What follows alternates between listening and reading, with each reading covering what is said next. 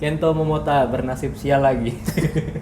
Setelah di kejuaraan dunia sekarang di Japan Open. Hasan Hendra tuh kalau ngelihat permainan itu cerdik sih. Iya. Jadi mereka bisa ngatur-ngatur shuttlecock ke sana kemari gitu. Jadi bisa bikin lawan tuh jadi kebawa permainan terus mentalnya kena gitu.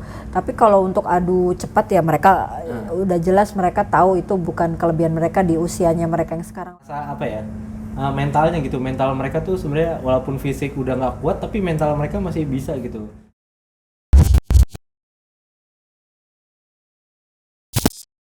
Halo bola supporter, kembali lagi bersama saya Husein dan rekan saya. Jadi ya. Kami di sini akan bahas tentang analisis Olimpik ya, kejuaraan Japan Open 2022 yang sudah memasuki hari kedua ya.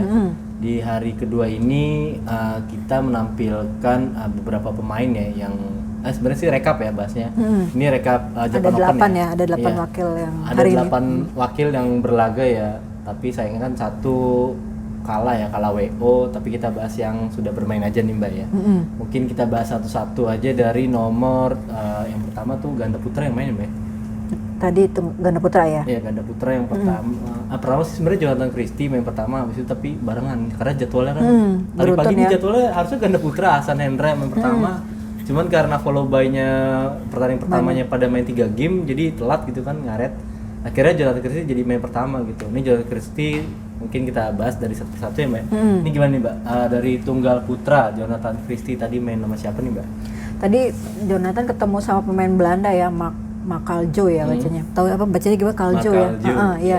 Itu sebenarnya kan kalau secara head to head kan lebih unggul ini kan, lebih unggul Jonathan. ya. Cuman ya namanya pertandingan kan kita juga tidak bisa langsung menjudge kok sebenarnya bisa 2 game kenapa rubber, kita nggak tahu kan apa yang terjadi.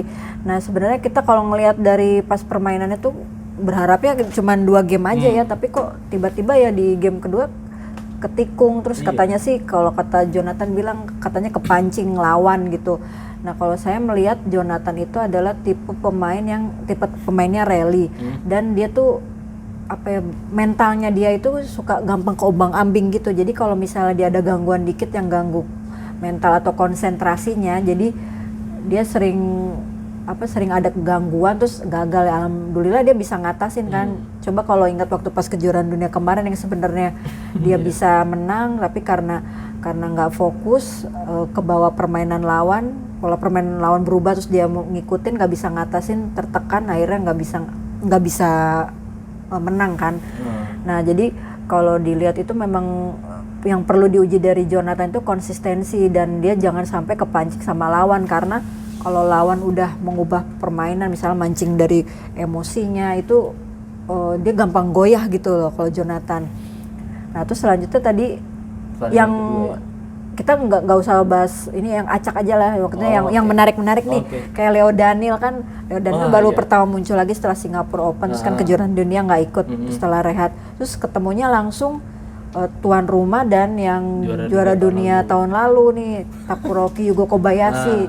Nah ini sebenarnya udah bisa diprediksi belum sih kalau memang akhirnya mereka bisa ngatasin Hoki Kobayashi ini, Husein? Kalau saya sih ngeliatnya bisa banget ya, karena kan Takuroki udah pertama stamina udah kekuras habis ya di beberapa turnamen ke belakang.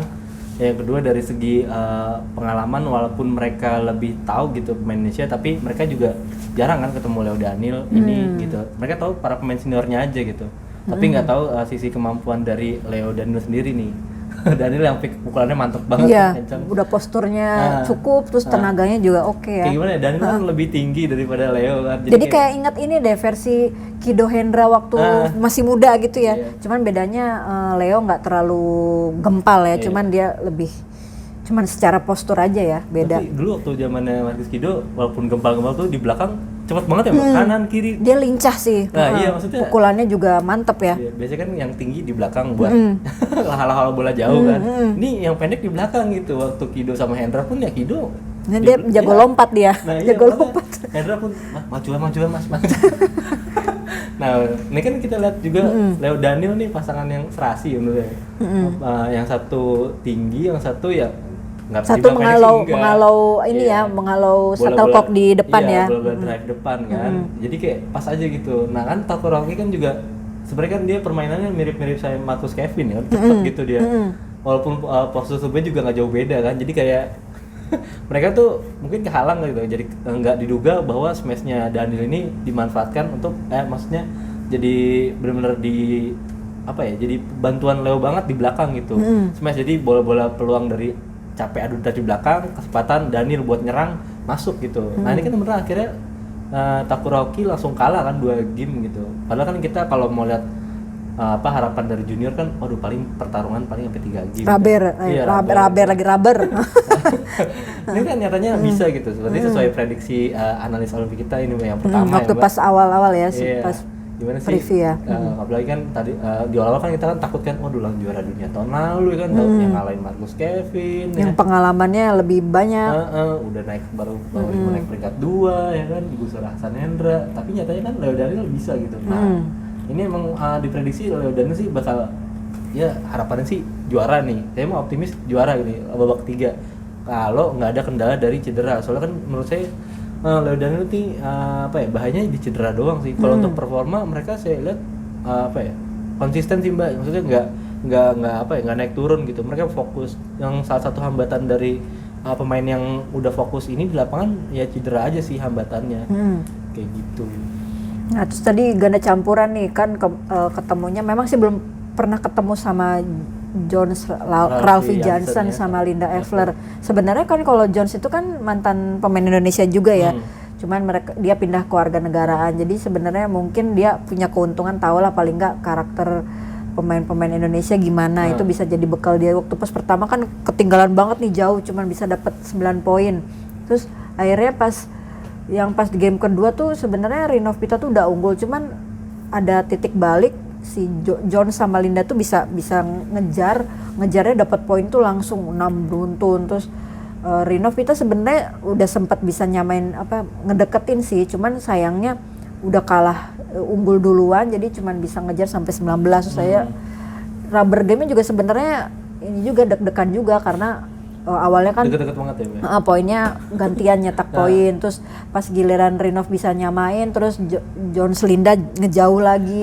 Nah terus akhirnya pas terakhir ada momen pas 4-5 poin terakhir tuh Rinov Pita bisa langsung dapat beruntun, terus akhirnya ngejar. Jadi sebenarnya Rinov Pita tuh cuman tinggal jangan cepet mudah ke bawah lawan aja, karena kalau misalnya udah ke bawah lawan ya udah mereka bisa kalah, karena Novita jadi secara kemampuan tuh oke juga, karena kan mereka juara dunia kan, mantan juara dunia junior. Jadi sekarang memang butuh pembuktian sama konsistensi, karena sekarang ya kalau bukan mereka siapa lagi, karena yang di bawah-bawahnya juga masih belum kelihatan ya.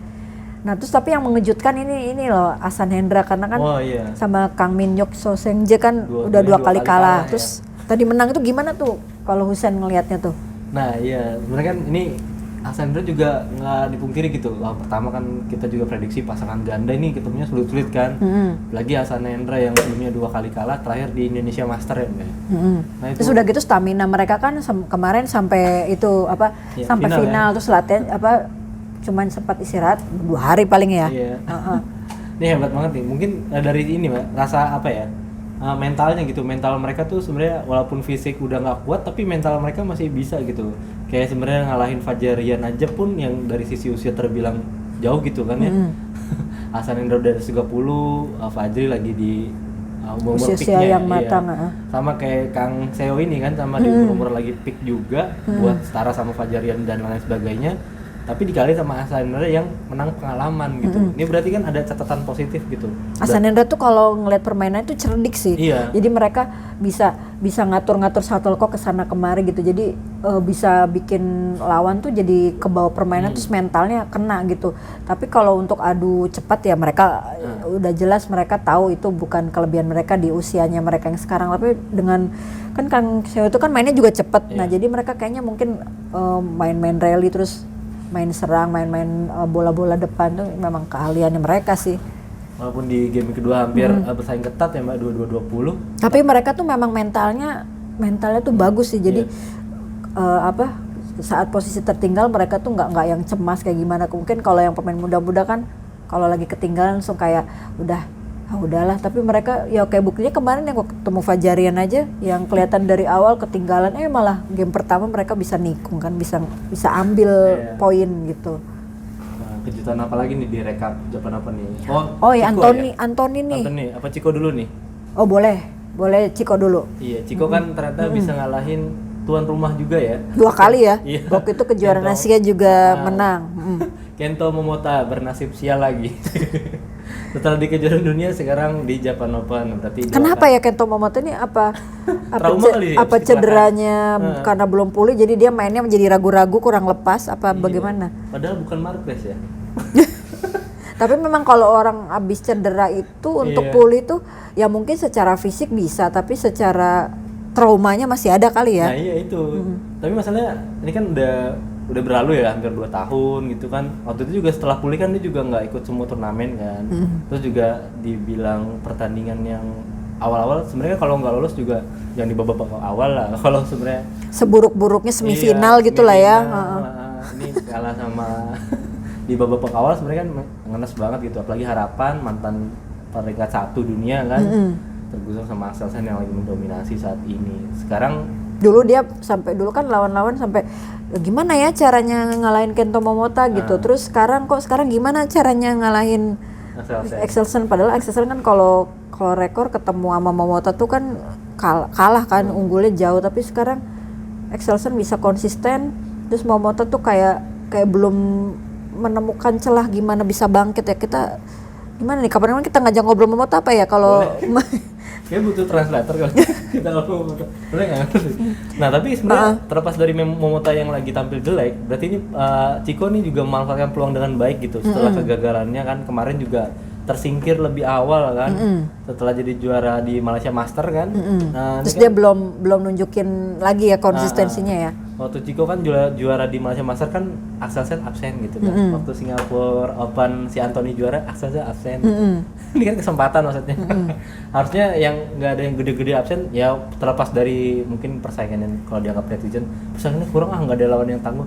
Ya tapi seenggaknya ini peluang kita juga gitu kan. Ya kita mau juara ya apapun harus dihadapi gitu terlepas dari rezekinya mungkin memang lewat gak ada Axelsen mungkin ya seperti itu. Peluang tuh harus diambil apalagi misalnya kalau target kita harus juara kalau nggak bisa juara targetnya ngalahin yang belum pernah dikalahin gitu. Sebenarnya kan kalau kita dengar target para pemain kita sih mau bertanding sebaiknya sebenarnya sih kurang greget ya Mbak. Harusnya itu memang udah seharusnya ya kalau kita kan menampilkan yang terbaik, cuman kan paling nggak ada kayak ada patokan ya. Kalau para bola supporter kan ngeliat para teman-teman atlet gitu yang conference kita bertanya baik, ya kita emang juga baik tapi sebagai atlet kan membela merah putih harusnya jadi mental juara ya kan. Kalau mau target belum bisa berani ngomong juara ya kita bisa gak sih berani ngomong kita akan ngalahin pemain yang belum pernah kita kalahin atau kita memperbaiki rekor, itu kan sebenarnya lebih baik ya Mbak ya.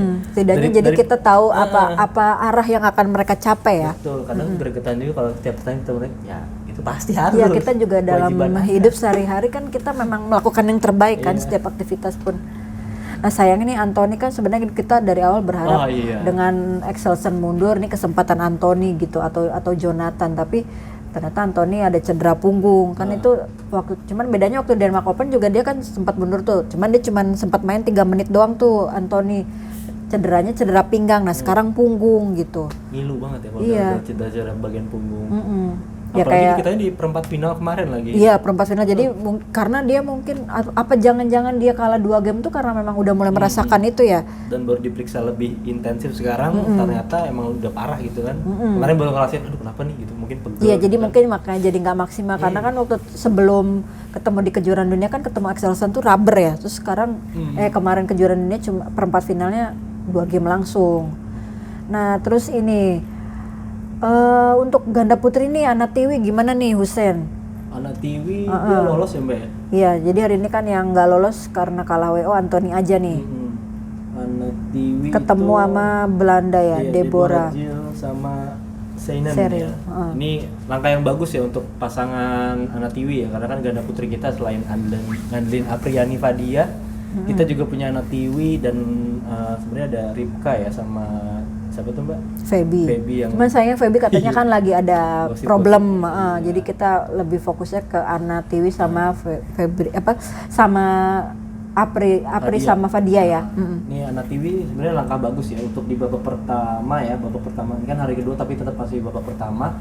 Itu lawan wakil Belanda menang 2 game langsung ya, 21-16, 2-20. Walaupun cara kalau kita lihat di permainan sendiri sih Anatiwi walaupun sempat dikejar tapi mereka bisa mengatasi rasa pokoknya mereka lebih unggul gitu. Maksudnya gini, kalau kita tegang gitu lagi main kan nggak mungkin gitu, akhirnya kan ujung-ujung kalah gitu, tapi mereka bisa ngatasi rasa tegang itu kan di balik Anatiwi kalau main kan suka senyum-senyum gitu kalau kita lihat ya.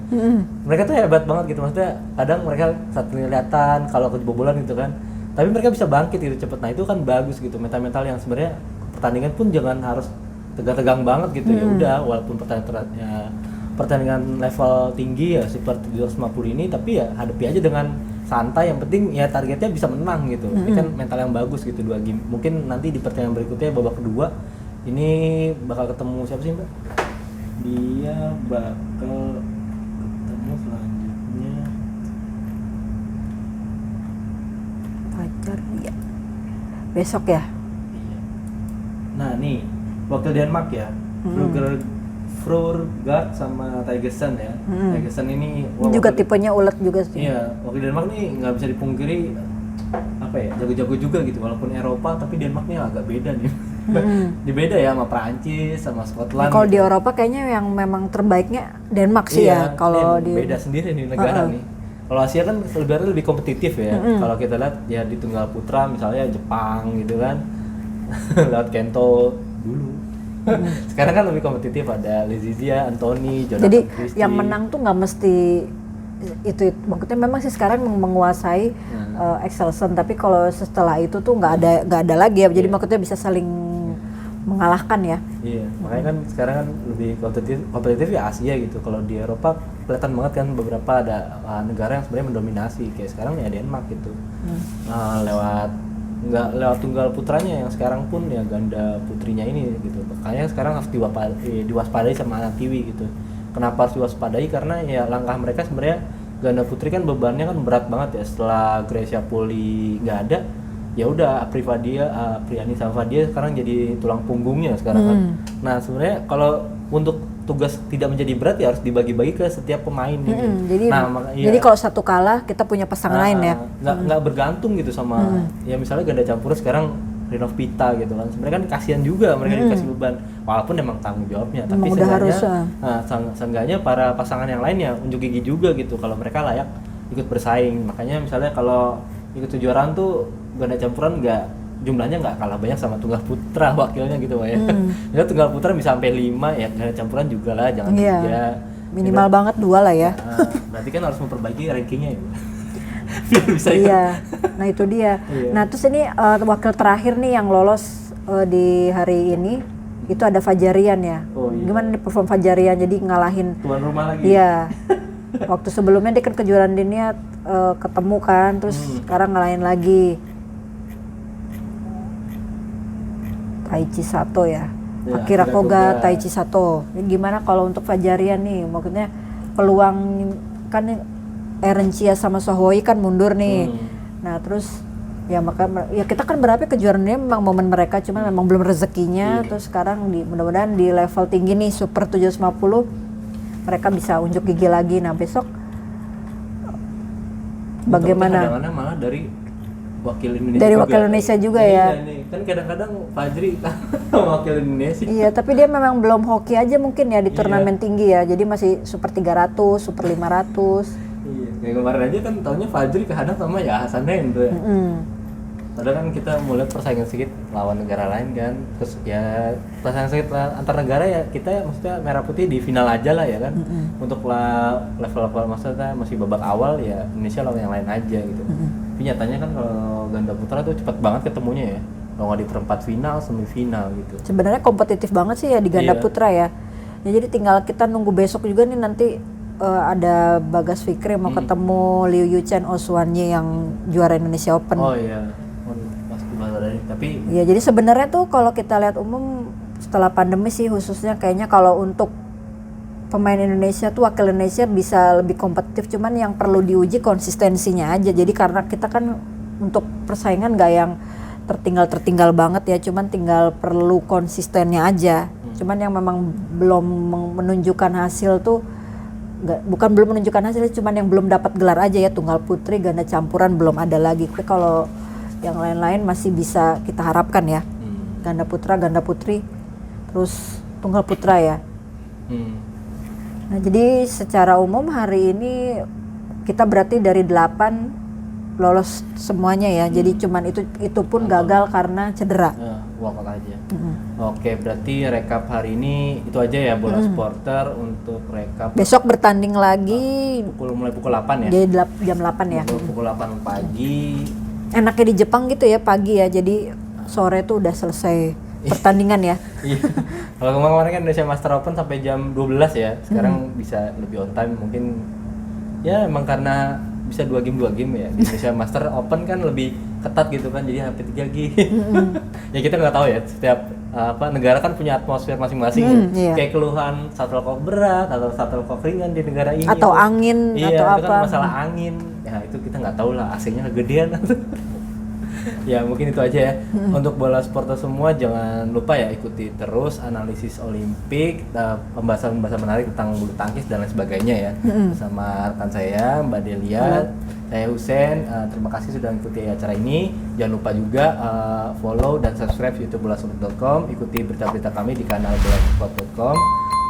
Itu aja ya. Selamat malam, sampai jumpa. Sampai jumpa.